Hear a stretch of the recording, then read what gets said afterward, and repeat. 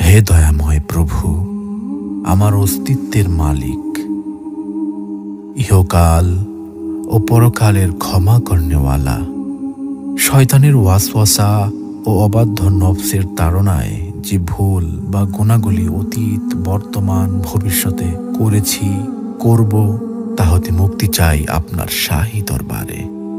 আপনি সব পারেন। আপনি দিনকে রাতে পরিণত করতে পারেন, আপনি রাতকে দিনে পরিণত করতে পারেন। আপনার কুদরত ও ক্ষমা সব কিছুর ঊর্ধ্বে। আপনি কারো কাছে জবাবদিহিতা করেন না। আপনি রাজাধিরাজ।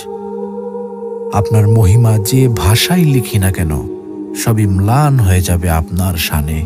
পাপের ভুবনে পাপে পূর্ণ আমি, শত সহস্রবার ভূপৃষ্ঠে কপাল ঠেকিয়ে আপনার নূরের চরণতলে ক্ষমা চাই। হে প্রভু দয়াময়, ক্ষমা করুন নিজ গুণে।